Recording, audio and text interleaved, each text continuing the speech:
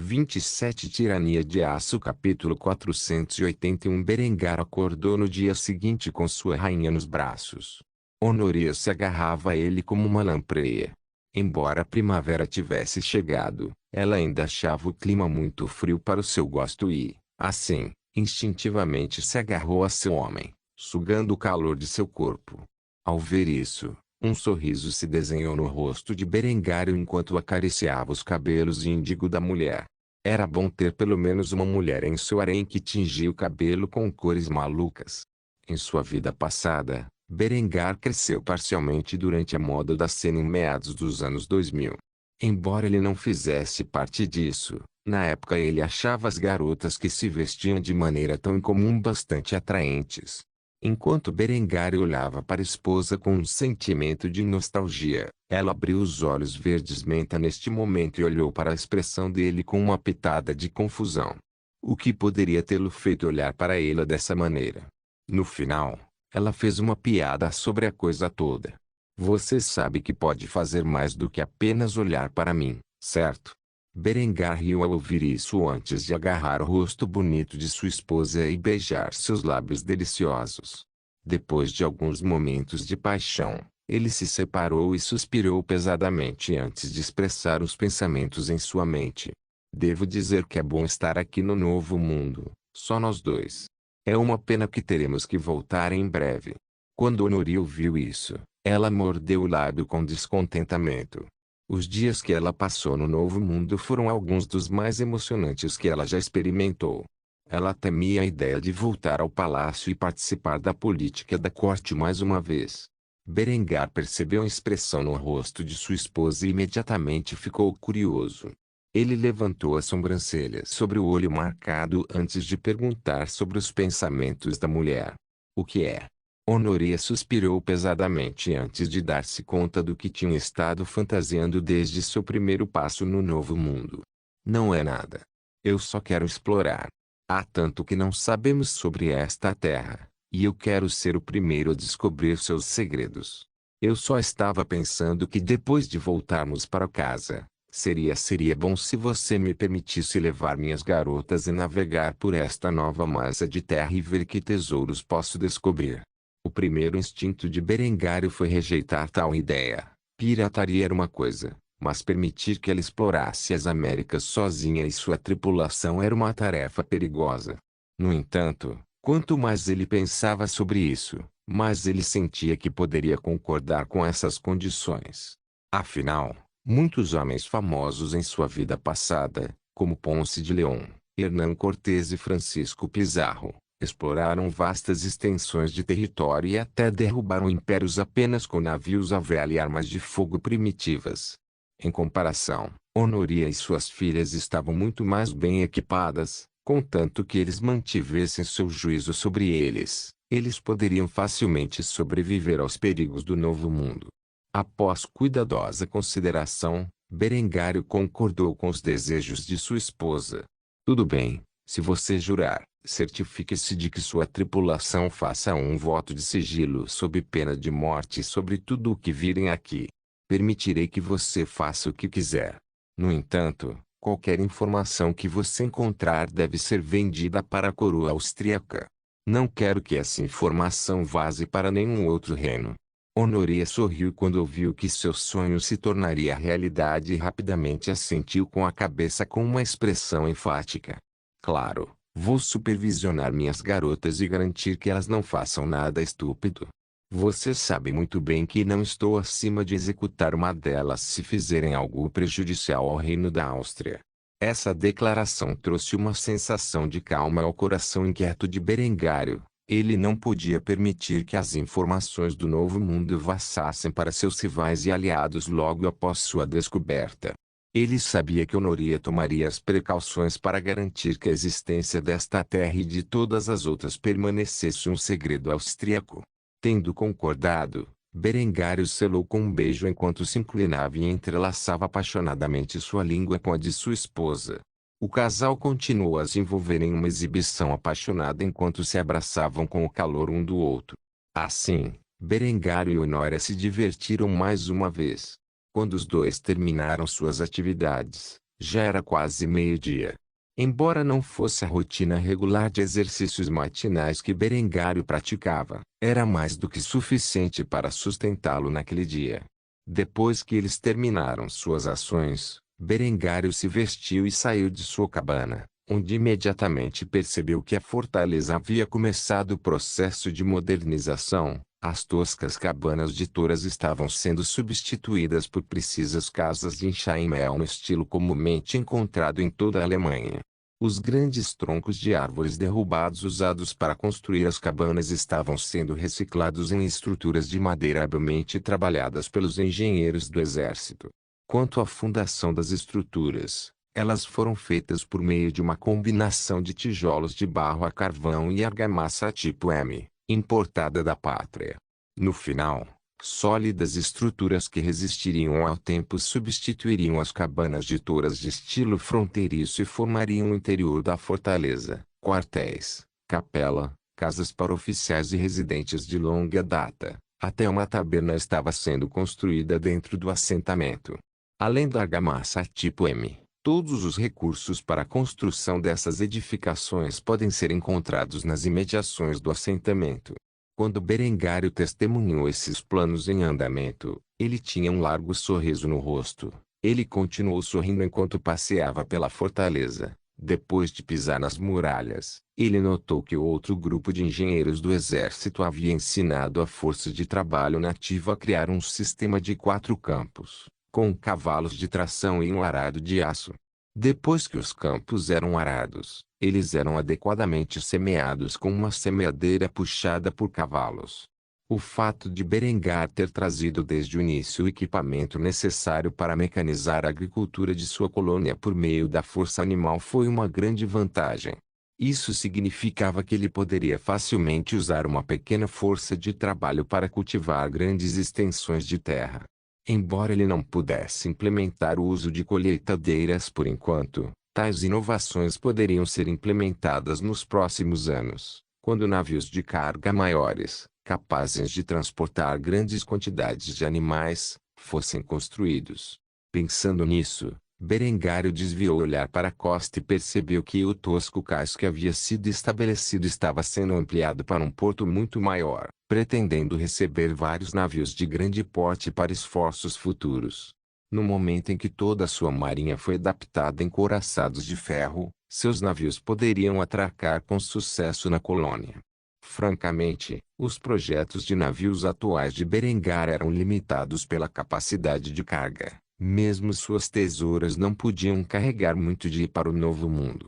Ele precisava que suas naves da classe Dominion se concretizassem se quisesse uma expansão massiva para o Novo Mundo. No entanto, esses navios totalmente em aço ainda estavam há alguns anos de serem construídos. Assim, ele ficou com navios de guerra e clipes para transportar mercadorias através do Atlântico. Por enquanto, Berengar usaria a capacidade limitada de carga de seus navios de guerra para transportar homens, suprimentos e gado. A necessidade de sigilo era primordial, e Berengário só confiaria em seus militares para mantê-lo assim. Tendo contemplado os melhoramentos que se faziam na sua colônia, Berengário sentiu-se satisfeito com os resultados. Em poucos meses, esta colônia pareceria uma verdadeira cidade austríaca. Com isso em mente, ele desceu das muralhas e notou que uma equipe de Jaegers estava prestes a partir do assentamento. Berengar aproveitou a oportunidade para dar um passo à frente e falar com os homens, onde eles imediatamente se puseram em posição de sentido e saudaram seu rei. Depois de ver a resposta apropriada, Berengário respondeu da mesma forma antes de questioná-lo sobre sua tarefa. Você está saindo da fortaleza? O líder do esquadrão imediatamente acenou com a cabeça antes de responder ao seu rei. Sim, majestade. Os vários esquadrões Jaeger que chegaram estão sendo mobilizados para a busca de recursos valiosos. Nosso objetivo é viajar para o desconhecido e buscar granito para começar a construir fortificações adequadas em vez dessas paredes de madeira mal construídas que atualmente ter. Berengar imediatamente acenou com a cabeça em resposta. Quanto mais cedo paredes adequadas pudessem ser construídas ao redor do assentamento, melhor. Depois de refletir sobre o conhecimento de sua vida passada, ele rapidamente deu uma ordem aos homens. Entregue seu mapa. Recebi informações dos nativos que podem ser valiosas para sua busca. O líder do esquadrão não hesitou e entregou seu mapa e caneta. Era um mapa relativamente grosseiro baseado em relatórios de reconhecimento das equipes de reconhecimento da Marinha e informações que haviam sido trocadas com as tribos nativas. Berengar fez uma estimativa aproximada de um local de granito que ele conhecia desde que morou no estado de Nova York durante sua vida anterior, antes de marcar um X vermelho. Ele então devolveu o mapa ao oficial e disse com uma expressão severa no rosto: "Você pode encontrar o que está procurando naquele local. No entanto, o que está entre aqui e ali é um mistério até para mim. Portanto, mantenha suas cabeças girando e não tenha medo de atirar em qualquer coisa que represente uma ameaça, entendido?" Os soldados imediatamente acenaram com a cabeça em resposta à declaração de seu rei. "Sim, senhor." Berengar deixou uma observação final antes de permitir que os homens iniciassem sua jornada. "Tudo bem, rapazes, voltem sãos e salvos. Não quero transportar um corpo de volta para a pátria. Salve a vitória." Os Jaegers imediatamente fizeram suas saudações mais uma vez antes de responder ao seu rei da mesma forma: "Salve a vitória." Com essas palavras ditas, os Jaegers entraram no desconhecido, em busca de recursos valiosos. Se eles retornariam ao assentamento, e com informações viáveis, permaneceu desconhecido. No entanto, sua jornada e o que eles encontraram nela seriam emocionantes. Tirania de Aço capítulo 482. Ekar olhou para a destruição com um sentimento de desdém avassalador. Desde que ele começou sua defesa do Estado Teutônico, a coalizão oriental lançou onda após onda de homens em suas defesas apenas para serem continuamente destruídas pelo volume esmagador de fogo que os austríacos lançaram sobre eles. A essa altura, os líderes da coalizão oriental haviam aprendido uma lição valiosa. Um ataque frontal contra o exército austríaco era o equivalente ao suicídio. Como não podiam capturar as fortificações ou as cidades que outrora pertenceram ao Estado Teutônico, começaram a invadir as aldeias locais. A aldeia situada diante de Ekard foi uma das vítimas desses ataques. Os campos foram totalmente queimados, os edifícios foram arrasados e as pessoas foram massacradas ou escravizadas. Essa destruição irracional pesou muito na consciência do velho marechal de campo. Enquanto ele refletia sobre isso, um oficial sob seu comando o abordou para comentar a situação. "Marechal, devemos retaliar por esta ofensa. O fato de terem invadido estas aldeias depois de as termos proclamado sob nossa proteção é um insulto ao nosso reino e seu monarca." Um único suspiro escapou dos lábios do veterano fiel Março enquanto ele contemplava a melhor maneira de lidar com essas novas táticas. Enquanto seu exército mantinha as cidades e castelos com grande habilidade, eles não podiam fazer muito para proteger as muitas aldeias da região. Após vários momentos de silêncio, ele acenou com a cabeça em resposta à observação de seu oficial, com uma expressão sombria em seu rosto envelhecido. Ekard deu a ordem que seria infame pelo resto da história. "Se eles desejam arrasar nossas aldeias, então faremos o mesmo.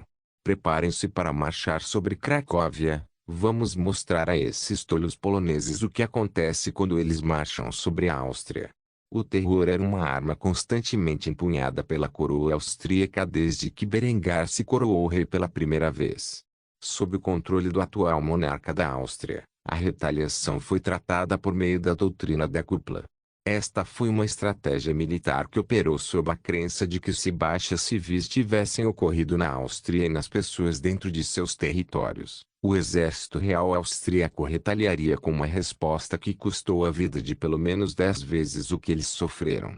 Aos olhos de Ekard, isso era uma loucura total, mas Berengar era um homem de extremação.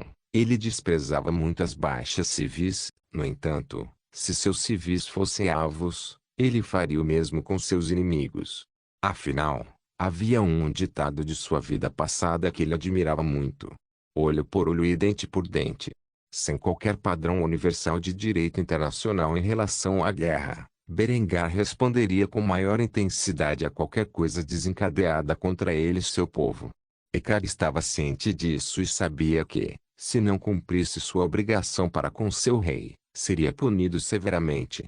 Permitir que um massacre de cidadãos austríacos ocorresse sem uma retaliação rápida e severa era uma falha no dever de alguém em relação ao comando militar. Assim, Ecar planejou um plano em sua mente para marchar com seu exército através da comunidade polonesa lituana e atacar sua capital. Com a artilharia sob seu comando, ele poderia arruinar a cidade de Cracóvia em questão de horas, e era exatamente isso que planejava fazer.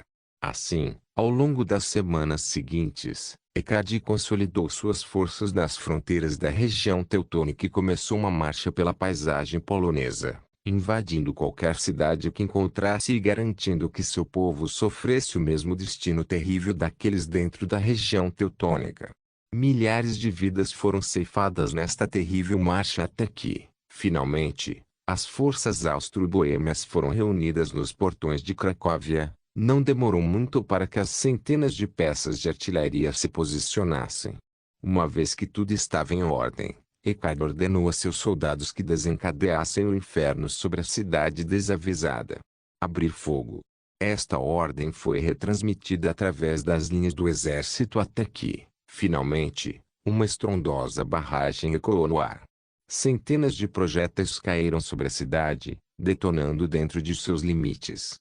As explosões do Fieri podiam ser vistas a quilômetros de distância enquanto as equipes de artilharia descarregavam rapidamente seus projéteis usados antes de colocar uma nova bala dentro de seu bloco deslizante horizontal.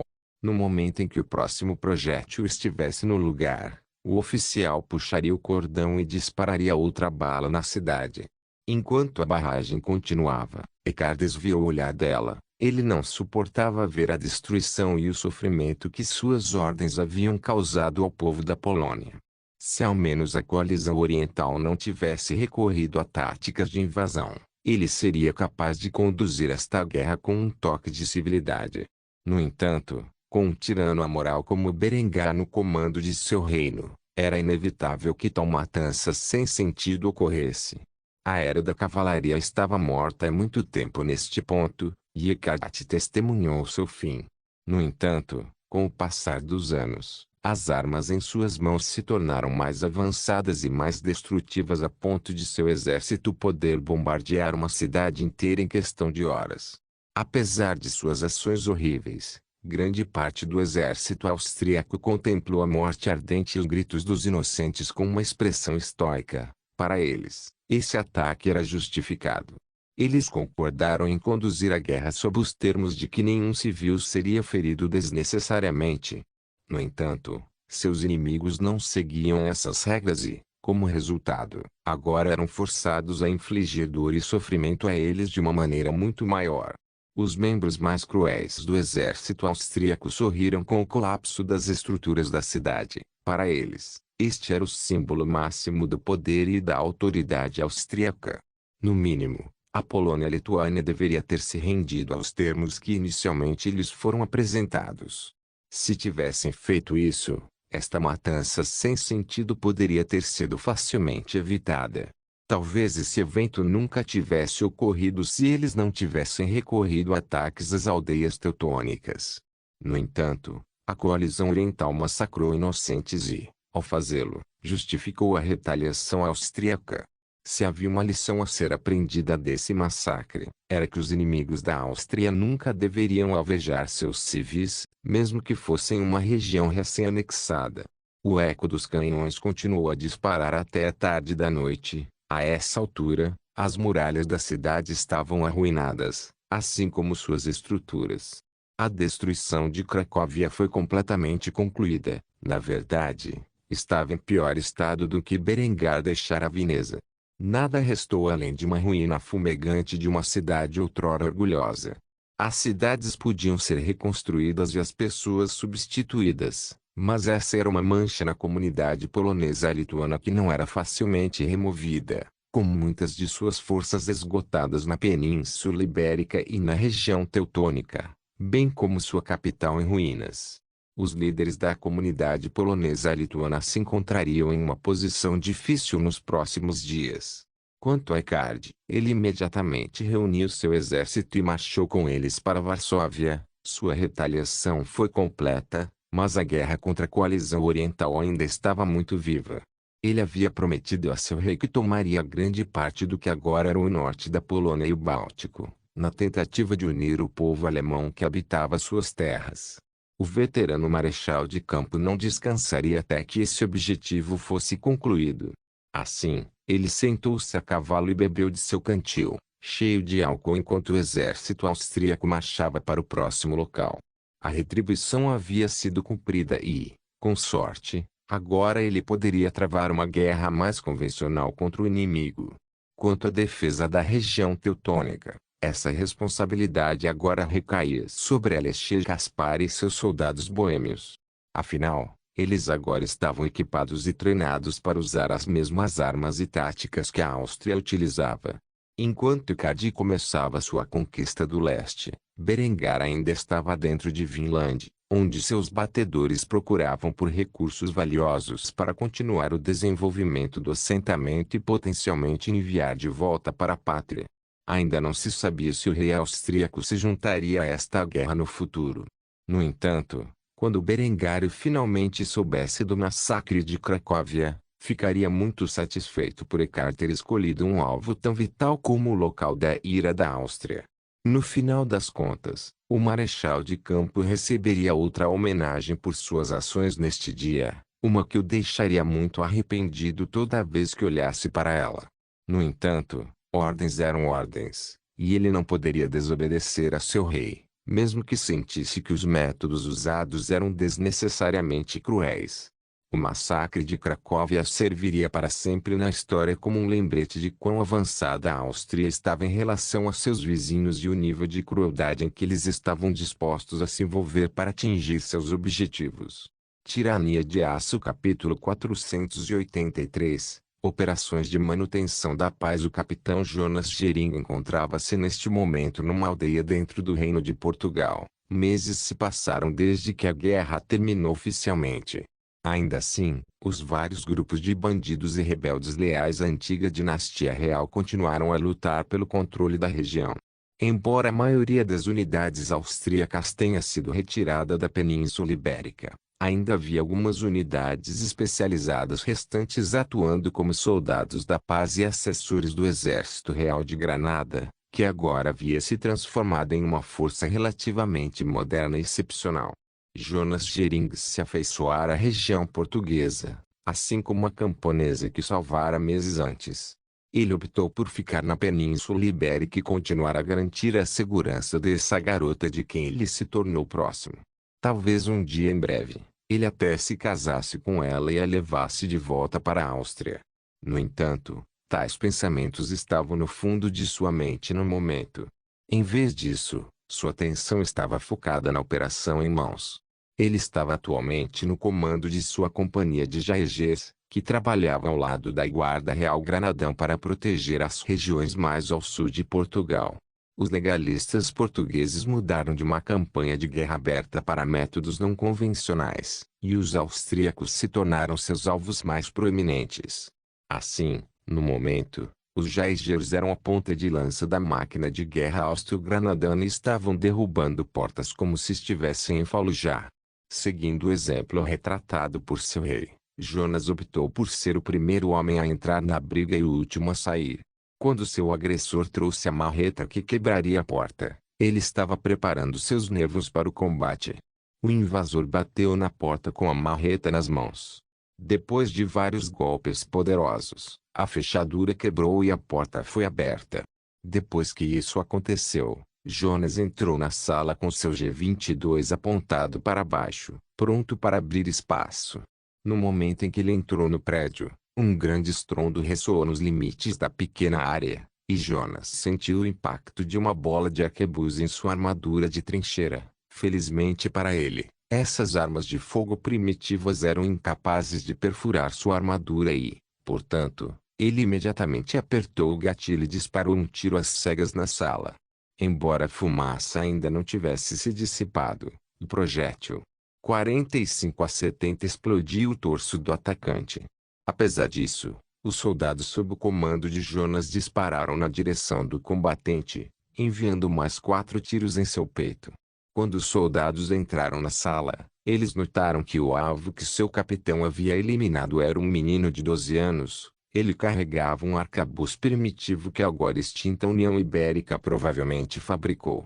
O olhar sem vida nos olhos castanhos da criança causou arrepios na espinha dos Jaegers austríacos, que agora perceberam que não eram apenas guerreiros, mas também crianças. Perder um menino tão jovem imediatamente causou pesar nos homens. No entanto, no momento seguinte, Jonas se levantou do chão com as mãos no peito.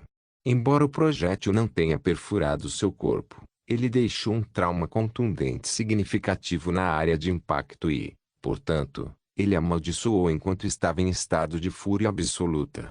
Puta merda. Depois de dizer isso, ele sacou seu revólver de serviço e apontou para o cadáver do menino antes de enfiar 2 balas extras em seu crânio. A raiva em seu coração só poderia ser liberada descarregando-a sobre o cadáver da criança hostil. Depois que Jonas se recuperou de seu estado mental frágil, ele olhou para seus soldados, que estavam olhando para ele em estado de choque antes de emitir seus comandos. O que diabos vocês idiotas estão esperando? Limpem o resto dessa porra de prédio. Imediatamente, os soldados voltaram à realidade e verificaram suas armas antes de caminhar pelo resto do prédio. Apesar de sua condição, Jonas rapidamente colocou seu rifle no ombro antes de conduzir seus homens pelo resto do edifício. Ele prontamente arrombou uma porta para ver uma mulher grávida e uma jovem se encolhendo de medo. Foi seu filho quem tentou atirar nos soldados austríacos. Jonas imediatamente gritou em português para os civis, emitindo suas ordens ao fazê-lo. Vá para o chão agora. Os vários Jaegers apontaram seus rifles para os civis desarmados. Eles nunca poderiam ser muito cuidadosos ao limpar uma sala, afinal, acabavam de testemunhar a tenacidade do povo português na sua resistência contra os seus novos senhores granadinos. A mãe gritou de fúria enquanto amaldiçoava os austríacos por matarem seu filho, embora ela não tivesse confirmado a morte dele. O fato de que agora eles estavam aqui depois de uma troca de tiros era evidência suficiente para apoiar suas afirmações. Jovens bastardos pagãos! Como ousam matar meu filho? Espero que queimem no inferno por seus pecados. Jonas estava de péssimo humor após ter sido baleado e imediatamente jogou a mulher no chão, onde colocou um par de algemas em seus pulsos. Os soldados seguiram o exemplo e forçaram a jovem filha a uma posição semelhante. Depois de fazer isso, eles imediatamente revistaram os corpos dos 2 civis, procurando por armas. Enquanto Jonas liderava 2 de seus soldados nessas ações, os outros membros da equipe de bombeiros percorreram o restante do prédio, limpando-o. Em pouco tempo, outra troca de tiros ressoou pelos corredores, fazendo Jonas correr em direção ao som do conflito. No canto do prédio, o pai da família jazia morto, com uma besta nas mãos. Várias rodadas rasgaram seu crânio e órgãos internos, deixando uma cena horrível para trás. A essa altura, os soldados austríacos estavam bem acostumados ao derramamento de sangue e não reagiram nem um pouco ao palco. Ao ver que nenhuma de suas tropas estava ferida, Jonas suspirou aliviado. Ele verificou o bem-estar de seu soldado depois de fazer isso. Alguém ferido? O soldado que havia sido baleado pela besta balançou a cabeça antes de responder com uma expressão de desprezo no rosto. Tive sorte. Se aquele parafuso estivesse 1 centímetro mais baixo, teria ficado preso no meu olho. Felizmente, atingiu meu capacete e ricocheteou. Depois de dizer isso, o soldado cuspiu no cadáver do português. Jonas acenou com a cabeça em afirmação antes de dar às suas tropas o resto de suas ordens. Tudo bem, vasculhe o resto do prédio. Este é o primeiro de muitos que temos que trabalhar hoje. Os soldados imediatamente saudaram seu capitão e responderam afirmativamente antes de fazer o que lhes foi dito. Sim, senhor. Depois de dizer isso, eles limparam o resto do prédio. No entanto, eles já haviam matado todos os hostis. Assim, não havia outros sons de conflito dentro da casa. Tendo protegido o prédio, Jonas e seu esquadrão agarraram os civis amarrados e os trouxeram para o centro da vila, onde os entregaram ao exército real de Granada. Esses homens agora estavam vestidos com seus novos uniformes e começaram a se assemelhar a uma força semi-moderna. Embora quando comparados aos jaegeres austríacos, que usavam padrões avançados de camuflagem, eles ainda pareciam bastante antiquados. Quando os prisioneiros foram trazidos e entregues, o capitão da companhia granadense saudou seu homólogo austríaco. Ele notou o amassado no peitoral de Jonas e imediatamente comentou sobre sua condição. "Você está bem?" Jonas acenou com a cabeça e suspirou enquanto respondia a esta pergunta. "Estou bem, mas parece que há mais armas de fogo nas mãos do inimigo do que havíamos estimado inicialmente. Vou retransmitir essa informação à inteligência. Cabe a eles descobrir onde estão obtendo essas armas." O capitão Granadino acenou com a cabeça e ordenou que suas tropas se encarregassem dos prisioneiros. Depois de fazer isso, ele questionou o capitão austríaco mais uma vez. "Você vai voltar lá?" O capitão Jaeger imediatamente puxou um maço de cigarros de cânhamo e fumou um. Depois de soltar uma grande nuvem de fumaça, ele acenou com a cabeça com uma expressão amarga no rosto. "Alguém tem que derrubar essas portas." Dito isto, Jonas largou um cigarro no chão e apagou-o antes de verificar a câmara de seu rifle para garantir que ainda estava carregado. Tendo confirmado esse detalhe, ele fechou o ferrolho antes de se afastar e dar novas ordens às tropas sob seu comando. "Um a menos.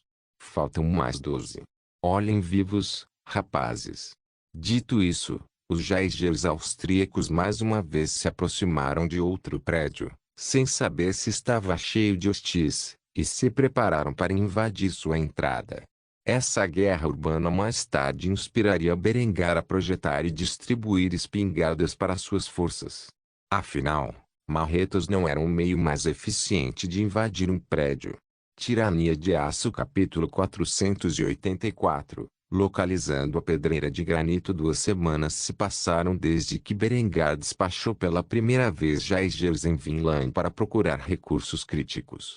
A partir de agora, a equipe que ele enviou especificamente para um local proeminente de pedreira de granito estava no topo de uma colina olhando com admiração para a bela vista. Tinha chovido recentemente, mas agora o céu estava com um azul claro e cristalino. A visão de um raro arco-íris duplo pairava sobre o local da ravina rochosa. As árvores ao redor da área eram de um verde vibrante, pois agora era primavera, e a natureza paisagem estava cheia de vida. O sargento encarregado da unidade olhou maravilhado para a esplêndida paisagem como se tivesse pisado no céu. O clima ameno da primavera em Nova York, combinado com a beleza natural de sua paisagem, era realmente um espetáculo para ser visto. Aqui neste novo mundo, que era rico em novos recursos naturais, adquiria-se a sensação de que um homem poderia ser o que quisesse, desde que trabalhasse bastante. O sargento desceu imediatamente da colina para a ravina. Sua tarefa era simples. Ele e seus soldados precisavam confirmar a localização do granito necessário para construir as fortificações de pedra ao redor do posto militar. Com isso em mente, ele desceu cuidadosamente para inspecionar o leito rochoso da área. Tendo amarrado uma corda a uma árvore robusta perto da borda do penhasco, o sargento foi o primeiro a repelir colina abaixo e, na ravina abaixo, enquanto descia lenta mas seguramente, olhava maravilhado para o belo granito que se revelava. Se eles construíssem suas fortificações e casas com esse material, isso tornaria o assentamento em Vinland um lugar altamente desejável para se viver, uma vez que sua existência fosse revelada ao público em geral. Tal era seu processo de pensamento quando o sargento Jaeger desceu do penhasco e entrou na ravina. Em pouco tempo, seu esquadrão seguiu até as profundezas, onde ficaram com água até os tornozelos, olhando para a enorme quantidade de granito nas proximidades. Tendo confirmado que este local era rico em granito, o líder do esquadrão imediatamente pegou seu mapa e marcou o local. Quando finalmente retornassem ao assentamento, Despachariam trabalhadores para iniciar a construção de uma boa pedreira para que os materiais pudessem ser extraídos e trazidos de volta ao território para serem utilizados no estabelecimento das fortificações mais significativas. Sem o conhecimento do esquadrão Jaeger, vários pares de olhos estavam olhando para eles de dentro da linha das árvores acima. Os batedores Algonquin observaram enquanto os estrangeiros de pele clara desciam para a ravina. Embora não soubessem o que essas pessoas estavam procurando, sabiam que não poderia ser adequado para eles. Permanecendo totalmente inconsciente dos batedores hostis próximos, os Jaegers austríacos continuaram a dragar mais, mergulhando na ravina. Até esse ponto, eles não apenas procuravam recursos, mas também criavam um mapa detalhado, e esse local não era exceção. O soldado do grupo que era habilidoso em cartografia caminhou pela área e anotou os detalhes em seu pedaço de papel. Enquanto ele fazia isso, o resto do esquadrão estava em guarda. Eles estavam longe do território conhecido que a força expedicionária havia estabelecido, e o perigo espreitava em todos os cantos, da vida selvagem e dos nativos que se mostraram hostis. Enquanto eles vasculhavam a área e tomavam posições defensivas, os batedores Algonquin caminharam pela linha das árvores para armar uma emboscada. No momento em que os austríacos escalaram a corda da ravina abaixo, os guerreiros nativos planejaram atacá-los. Como tática usual, o esquadrão austríaco era composto por um sargento equipado com um rifle G-22 e um revólver de serviço 1422. Quanto ao resto dos soldados, eles receberam rifles de ferrolho G-22.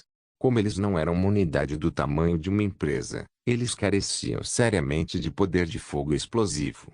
Ao observar os arredores, o sargento percebeu a presença dos índios. Ao fazer isso, ele levantou o punho e comunicou silenciosamente com o esquadrão que os hostis estavam se aproximando e preparando uma emboscada.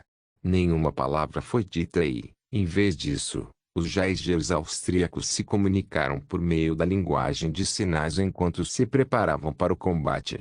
Os soldados individuais soltaram suas travas de segurança enquanto subiam a corda. Antes de fazê-lo, o sargento sacou uma granada de fumaça e atirou-a com toda a força no penhasco acima. Uma poça de fumaça encheu o ar quando o dispositivo disparou, obscurecendo a visão dos guerreiros nativos. Depois disso, o sargento começou a subir rapidamente no penhasco acima, onde seus soldados imediatamente o seguiram.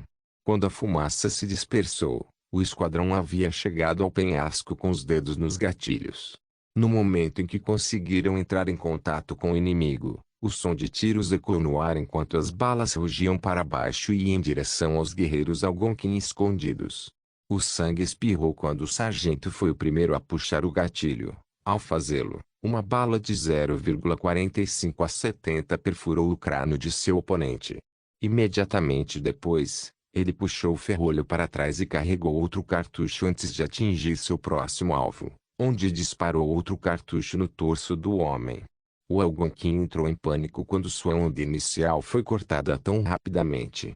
Apesar disso, eles dispararam uma saraivada de flechas sobre os soldados austríacos. Flechas encheram o céu e caíram sobre os austríacos, que se prepararam para o impacto, com suas cabeças, pescoços e órgãos vitais protegidos pela armadura de aço. Enquanto algumas flechas perfuraram seus membros, eles estavam longe de ferimentos mortais. Com isso em mente, os austríacos arrancaram os projéteis de suas juntas e abriram fogo mais uma vez contra o bando de guerra nativo. Embora nem todas as balas tenham atingido o alvo, o volume de fogo era muito alto para os nativos neutralizarem.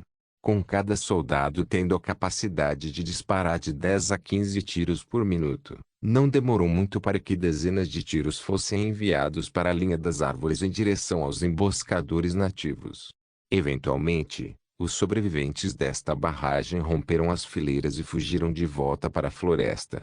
Um soldado estava ansioso por sangue e imediatamente correu em direção aos oponentes. Porém, antes que pudesse ir longe, uma bala passou por sua cabeça e atingiu a árvore à sua frente. O Jaeger olhou para trás para ver seu NCO olhando para ele com uma carranca no rosto e uma arma fumegante na mão.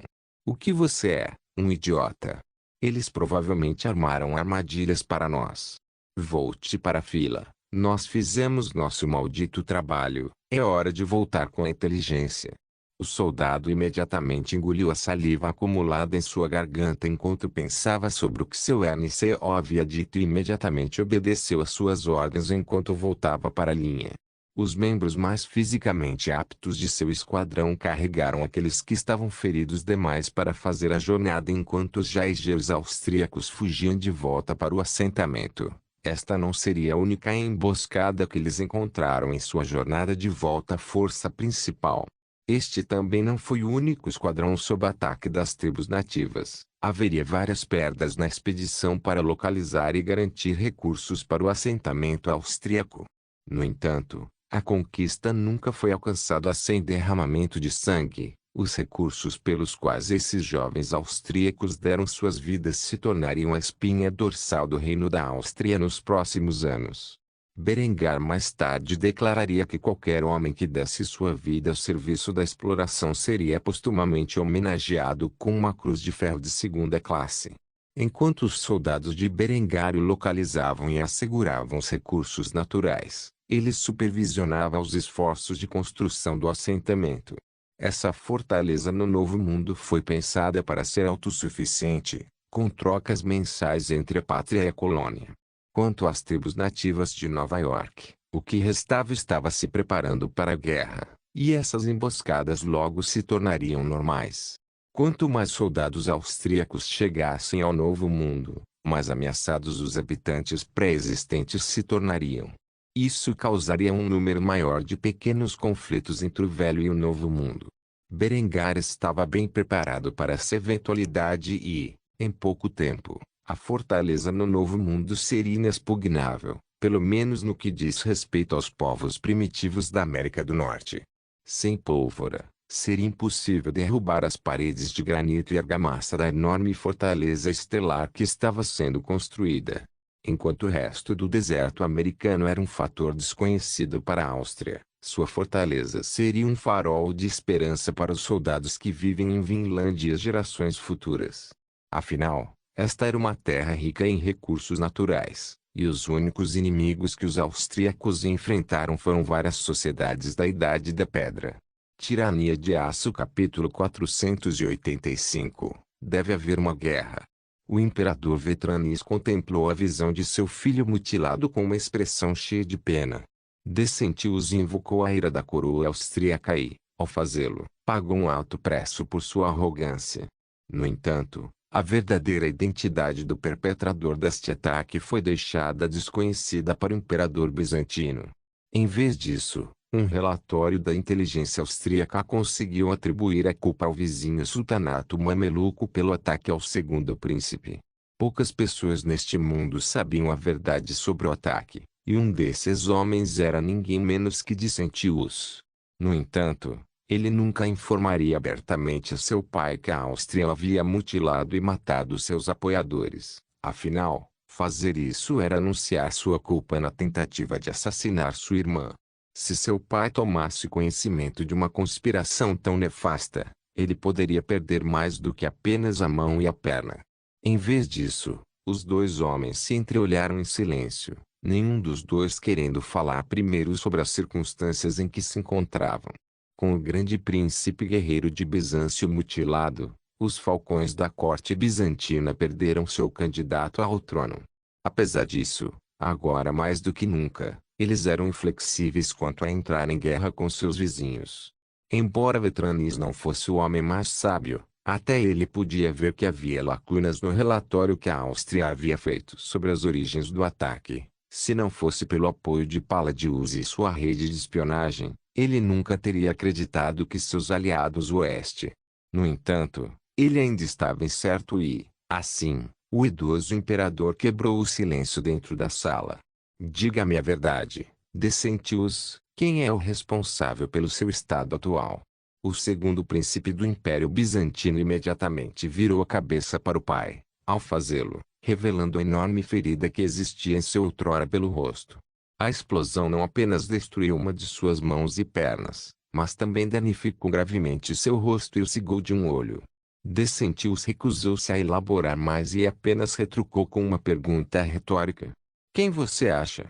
Embora não houvesse uma admissão direta, as palavras de Decentius foram suficientes para convencer Vetranis de que o ataque a seu filho não era, de fato, do sultanato mameluco, mas sim de seu aliado mais proeminente.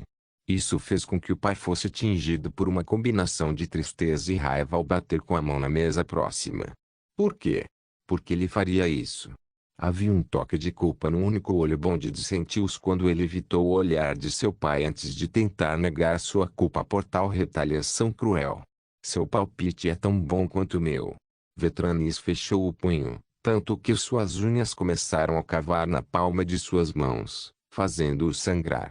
Ele não entendia o que sua família havia feito à Áustria para justificar esse ataque cruel.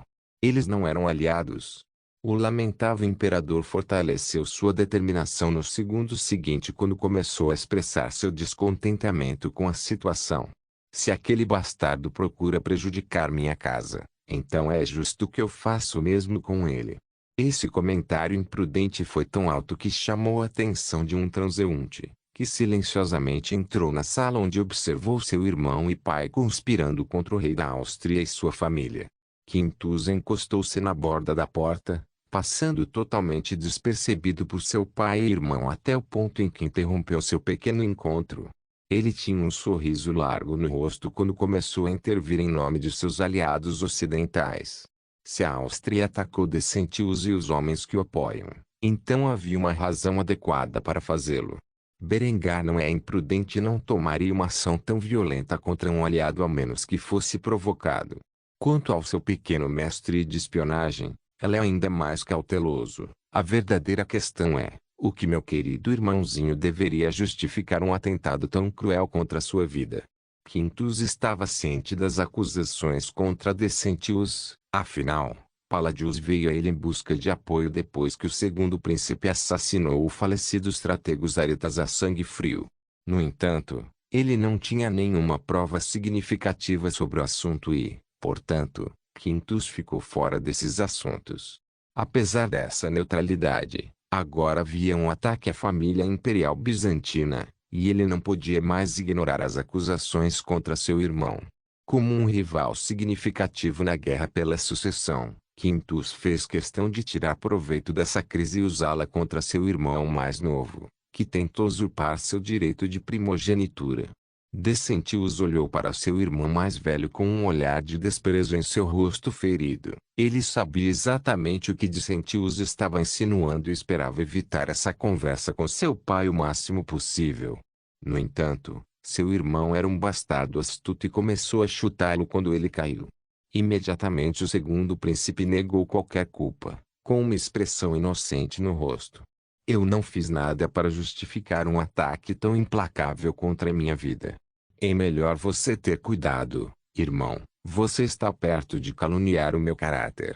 Em resposta a isso, Quintus apenas sorriu antes de jogar um documento na cama, onde Vetranis imediatamente olhou para ele com os olhos arregalados. Seu primeiro instinto foi questionar o que estava lendo. Isso é verdade? Quintus não hesitou e, em vez disso, acenou com a cabeça antes de cavar uma cova para seu irmão mais novo.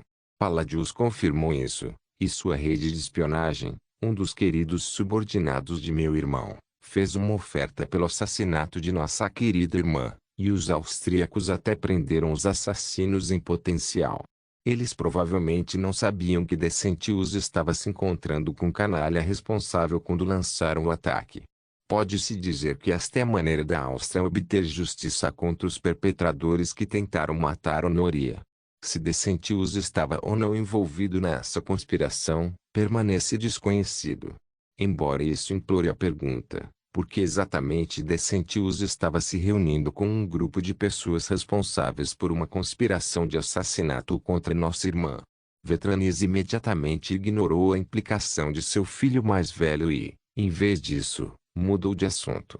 Ele não suportava pensar que Decentius havia conscientemente participado de uma tentativa de assassinato de sua irmã. Em vez disso, ele fez a segunda pergunta mais importante em sua mente. Então por que a Áustria colocou a culpa nos mamelucos? Quintus caiu na gargalhada. Ele não acreditava que seu pai fosse tão tolo a ponto de fazer uma pergunta tão óbvia genuinamente. Depois de ver a expressão perturbada no rosto do imperador, o príncipe herdeiro imediatamente abaixou a cabeça e respondeu obedientemente. Meu palpite é que no momento em que descobriram que Dicentius foi ferido no ataque, eles começaram a entrar em pânico, temendo que você pudesse dissolver a aliança entre nossos dois reinos. Tal coisa não beneficiaria nem a eles nem a nós. Sugiro que aceitemos o presente dos austríacos e usemos isso como desculpa para anexar o restante do sultanato mameluco. Afinal, isso parece não ter sido um ataque intencional a Decentius, ele simplesmente estava no lugar errado na hora errada. Vetranis pensou profundamente sobre o que havia acontecido. Se o que Quintus disse era verdade, então a mutilação de seu segundo filho não foi intencional e como resultado de seu filho se associar a conspiradores que tentaram assassinar sua filha. Mesmo assim, poucos homens neste mundo conheciam o verdadeiro perpetrador por trás do ataque. Se eles limpassem este incidente para debaixo do tapete e aceitassem o casus belli contra o sultanato mameluco, isso poderia ajudá-los a reunir porções muito perdidas do império. Após cuidadosa deliberação, o imperador bizantino acenou com a cabeça e se virou para olhar seu filho ferido. Deve haver guerra.